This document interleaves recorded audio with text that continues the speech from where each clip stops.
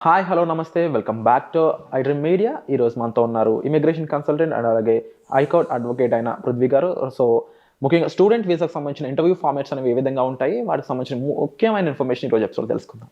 Hi sir. Hi Virat. చాలామంది students అబ్రాడ్కి వెళ్ళే వాళ్ళు సార్, ముఖ్యంగా స్టూడెంట్ వీసా మీద అక్కడ ఉండే పీపుల్ కానీ ఇంటర్వ్యూ అనగానే భయపడుతూ ఉంటారు. ఎగ్జామ్ అన్నా కూడా అంత భయపడరు, ఎందుకంటే ఇక్కడ వాళ్ళు ఒక పర్సన్ డీల్ చేస్తున్నారు అండ్ ఆ అవతల పర్సన్ కంప్లీట్ బెస్ట్ ఆఫ్ బెస్ట్ని సెలెక్ట్ చేసుకుందామని చూస్తూ ఉంటారు. సో వీళ్ళకి ఎక్కడో చోట ఇన్ఫీరియారిటీ కాంప్లెక్స్ ఉంటుందన్నమాట. నేను బెస్ట్ కాదేమో, బెస్ట్ అయినా కూడా నాకన్నా ఇంకా బెటర్ పీపుల్ ఉంటారేమో, ఈ భయాలతో వాళ్ళు ప్రాపర్గా ప్రిపేర్ అయినా కూడా ఫెయిల్ అవుతూ ఉంటారు. అండ్ ఫార్మాట్స్ తెలియకపోవడం కూడా వాళ్ళని చాలా ఇబ్బంది పెడతా ఉంటుంది. ఇలాంటి డ్రాబ్యాక్స్ అన్నింటిని వాళ్ళు ఎలా క్లోజ్ చేసుకోవాలి, అసలు ఇంటర్వ్యూ ఫార్మాట్స్ ఏ విధంగా ఉంటాయి? విరాట్, ఇప్పుడు అబ్దుల్ కలాం గారు చెప్పినట్టు డ్రీమ్ హై. ఇక్కడ what is your dream? To go to abroad, US వెళ్తున్నాను. డ్రీమ్ హై అన్నారే కానీ డ్రీమ్ చేసి వదిలేయమని కాదని ముందు కనుక్కోండి. ఫస్ట్ ఆ డ్రీమ్ ఎట్లా ఫుల్ఫిల్ చేసుకోవాలో కనుక్కోండి. మన ఐ డ్రీమ్ ద్వారా నేను చెప్తుంది ఏంటంటే పిల్లలకి, వాళ్ళ పేరెంట్స్కి, మెయిన్ పేరెంట్స్ కానీ, ఇప్పుడు ఒక ఫారెన్ ఎలియన్ పర్సన్స్ తోటి మీరు ఇంటరాక్ట్ అవుతున్నారు. ఇంటరాక్ట్ అవుతున్నప్పుడు ఫస్ట్ థింగ్ ఏంటంటే మైండ్లో ఒకటి పెట్టుకోవాలి. అది మైండ్లో అది స్టంపప్ చేసుకుని ముందు యూఎస్ వెళ్ళటానికి ఆలోచన పెట్టుకోవాలి. నేను యూఎస్ వెళ్ళేది కేవలం ఎంఎస్ చేసుకుని వచ్చేయటానికే. మైండ్లలో అది పెట్టుకోండి ఫస్ట్. ఎవరైనా అడిగితే ఎరా యూఎస్ వెళ్తున్నావు అంటే వెళ్ళి అక్కడ సెటిల్ అయిపోతున్నావు, అది తీసేస్తేనే నువ్వు వెళ్తావు ఇంటర్వ్యూ. ఫస్ట్ మైండ్లో ఏం పెట్టుకోవాలంటే నేను యూఎస్ వెళ్ళేది కేవలం చదువుకుంటానికి వెళ్తున్నాను, వెళ్ళి వెనక్కి వచ్చేస్తాను. పేరెంట్స్ మెయిన్ చెప్తున్నాను నేను, ఎందుకంటే పిల్లలకు కాదని చెప్తుంది. పేరెంట్స్ దగ్గర నుంచి, ఎందుకంటే డిగ్రీ అయిపోయినటువంటి పిల్లలు సెమీ మెచ్యూర్డ్ ఉంటారు, ఫుల్ మెచ్యూర్డ్ ఉంటారు, హాఫ్ మెచ్యూర్ ఉంటారు. ఎడ్యుకేషన్ వైజ్గా మెచ్యూర్ ఉంటారు తప్ప లైఫ్ వైజ్గా మెచ్యూర్ ఉంటారు.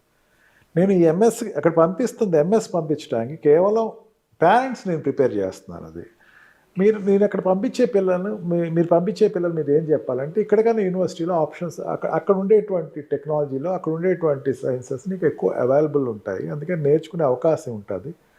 అండ్ మంచి యూనివర్సిటీలో నువ్వు వెళ్ళి చదువుతున్నావు అంతవరకే చెప్పండి. అంతేగాని నీకు అక్కడ మంచి జాబ్ వస్తుందని మాత్రం ఎట్టి పరిస్థితులు చెప్పకండి. నేను ఎందుకు అంత వార్నింగ్గా చెప్తున్నా అంటే ఈ విషయం, అక్కడ ఇంటర్వ్యూ చేసేవాడు నీ దగ్గర చూసేది కూడా అదే. ఎంఎస్ చేసి నువ్వు అబ్రాడ్ వెళ్ళిపోయి అక్కడ ఉండిపోతానంటే అది నీకు ఇంటర్వ్యూ ఇవ్వడు. అందుకే ఇప్పుడు ఎవరు చెప్పాలా? పేరెంట్ చెప్పాలా. మీరు ఎంఎస్ చేయండి, అక్కడ జాగ్రత్తగా ఇంటర్వ్యూ చేయండి, నువ్వు అక్కడికి వెళ్ళి చదువుకుని వచ్చేస్తున్నారో నీకు అంతవరకే అని చెప్పి. ఇంటర్వ్యూ చేసేవాడి దగ్గర 5 to 6 పారామీటర్స్ పెట్టుకుంటాడు విరాట్. ఫస్ట్ థింగ్ ఏంటంటే university which you have selected. Second thing ఏంటంటే గ్రేడ్. థర్డ్ థింగ్ ఏంటంటే ఫైనాన్షియల్ కెపాసిటీ. ఫోర్త్ థింగ్ ఏంటంటే యువర్ కల్చర్. ఫిఫ్త్ థింగ్ ఏంటంటే యువర్ పోస్ట్ పీజీ ప్లానింగ్. ఈ 5 అడుగుతాడు. ఫస్ట్ థింగ్ ఏంటంటే నీకు ఈ యూనివర్సిటీని సెలెక్ట్ చేసుకునేటప్పుడు ఎటువంటి యూనివర్సిటీని సెలెక్ట్ చేసుకున్నావు అని ఫస్ట్ చూస్తాడు. ఆ యూనివర్సిటీకి ఉండేటువంటి అక్కడ ఉండే, ఇప్పుడు మన ఇక్కడ ఉండే యూనివర్సిటీ హైదరాబాద్లో ఉంది అనుకో, central university, Osman university, JNTU అని కొన్ని యూనివర్సిటీస్ ఉన్నాయి. ఇప్పుడు ఎక్కడో చిన్న యూనివర్సిటీ ఎవరికి తెలియని యూనివర్సిటీ అనేసరికి హైదరాబాద్లో ఉండేటువంటి స్టేట్ గవర్నమెంట్ ఆర్గనైజ్ చేసేవాడు తను పెద్ద రికగ్నైజ్ చేయడు. సార్ నేను ఒక యూనివర్సిటీకి వెళ్తున్నానంటే అదేమో ఎక్కడో ఊరు చివరి ఎక్కడో యుఎస్లో కాలిఫోర్నియాలోనో లేకపోతే అలబామాలోనో ఫ్లోరిడాలోనో ఉందండి. సార్ ఫ్లోరిడా, అలబామా ఈ రెండు డేంజరస్ స్టేట్స్కి వెళ్తున్నాడే వీడు అంటే. అన్ని states are not safe states. Okay, అన్ని స్టేట్స్ కూడా సేఫ్ స్టేట్స్ కావు. కాలిఫోర్నియా ఒకటి, ఈ వాషింగ్టన్ డీసీ ఒకటి, న్యూయార్క్, ఇట్లా కొన్ని ఏరియాలో మాత్రమే. ఎట్లా అంటే మనం ఇండియా ఉందనుకోండి, ఇండియాలో మన బాంబే, బెంగళూరు, హైదరాబాద్ అండ్ ఢిల్లీ, కలకత్తా, అట్లా కొన్ని ఎడ్యుకేటెడ్ ఉండే జోన్స్ మనకు తెలుసు. ఎక్కడికి వెళ్తున్నావు అనేసరికి నేను ఆదిలాబాద్లో ఒక యూనివర్సిటీ అనేసరికి ఆదిలాబాద్లో యూనివర్సిటీ, అక్కడ యూనివర్సిటీ ఉంది, వీడు ఎక్కడికి ఎందుకు వెళ్తున్నా అంటే ఫీలింగ్ ఒకటి క్రియేట్ అయిపోద్ది. ఇక్కడ ఎవరైనా ఇప్పుడు ఢిల్లీలో ఒక ఇంటర్వ్యూకి వెళ్ళడానికి అక్కడ నేను ఆదిలాబాద్ యూనివర్సిటీ అంత వీక్ యూనివర్సిటీ సెలెక్ట్ చేసుకున్నాడు ఎందుకు అన్నది వాడికి మైండ్లో స్పర్ట్ అవుతుంది ఫస్ట్. దాన్ని ఎలిమినేట్ చేయడానికి నీ యూనివర్సిటీ బ్యాక్గ్రౌండ్ ఏం వెరిఫై చేసావో ముందు చెప్పండి. Second thing, financial capacity. నువ్వు నువ్వు ఉన్ననాళ్ళు మెయింటైన్ అవుతావు అడుగుతాడు వాడు. చెప్పినప్పుడు స్మార్ట్ ఆన్సర్స్ ఇవ్వండి. What is your father, what is your mother చెప్పండి. Mother is a home maker అయితే హోమ్ మేకర్ అని చెప్పండి. Father is a business man అంటే yes my father do business of so since so చెప్పండి.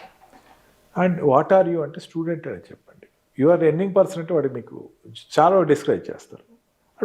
ఇది మీరు financial, మీకు ఎట్లాగా ఫైనాన్షియల్గా ఇదవుతుందంటే మా నాన్నకి 10 కోట్లు ఉన్నాయండి, లేకపోతే నాకు 20 కోట్లు ఇస్తాడు, ఇది చెప్పకండి. How he manage for your education alone.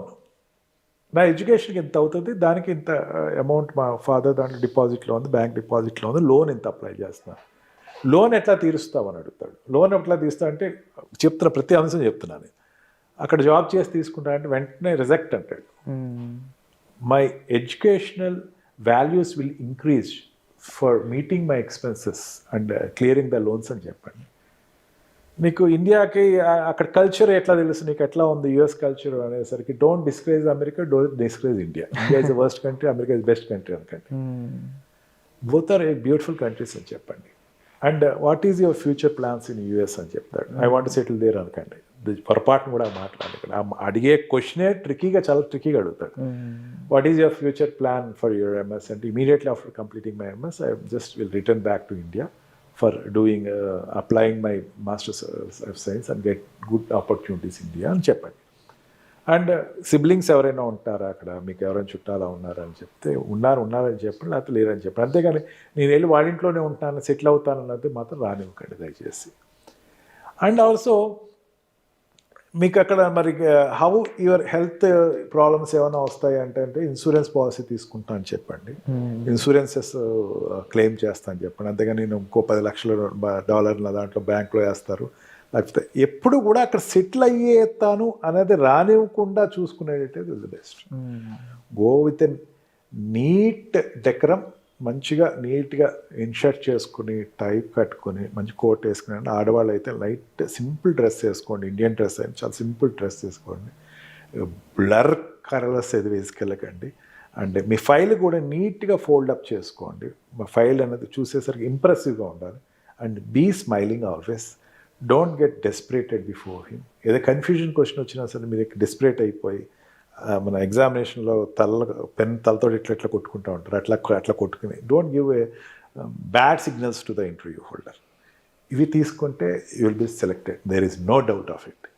Wonderful sir. And తప్పకుండా మీరు చెప్పిన చాలా ఇంపార్టెంట్ పివోటల్ పాయింట్స్ అన్నీ కూడా ప్రతి స్టూడెంట్కి చాలా వరకు యూస్ అవుతాయి. అండ్ మీరు ఇది యాజ్ ఇట్ ఈస్గా ఫాలో అయినట్లయితే బహుశా మీరు అనుకుంటున్న ఫియర్స్ని ముందు ఓవర్కమ్ చేస్తారు. ఇంటర్వ్యూ విషయం పక్కన పెడితే ముందు మీ ఫియర్స్ని ఓవర్కమ్ చేయడానికి ఇటువంటి గైడెన్స్ అనేది చాలా ఇంపార్టెంట్. సో ఇలాంటి గైడెన్స్ మీకు మరింత కావాలనుకున్నట్లయితే మీరు డిస్ప్లే అవుతున్న నెంబర్స్ కాల్ చేసి సార్తో డైరెక్ట్గా మాట్లాడచ్చు. అలాగే మరీ ముఖ్యంగా మీకు ఎటువంటి ఆప్షన్స్, ఎటువంటి విషయాలు మీరు ఉన్నాయి మీకు రైట్ నౌ, మీరు ఆల్రెడీ వీసా ఇష్యూస్ ఫేస్ చేస్తున్నా సరే, ఎగ్జామ్ ఫేస్ చేస్తున్నా సరే, లేకపోతే ఈవెన్ ఇంటర్వ్యూ ఫేస్ చేస్తున్నా సరే, దాన్ని కామెంట్ సెక్షన్లో మెసేజ్ చేసినట్లయితే వాటి మీద పూర్తి ఒక బ్రీఫ్ ఎపిసోడ్ అనేది సార్తో చేయడానికి మాకు పాసిబిలిటీ ఉంటుంది. సో వచ్చే ఎపిసోడ్లో మళ్ళీ కలుద్దాం. Thank you so much. Thank you.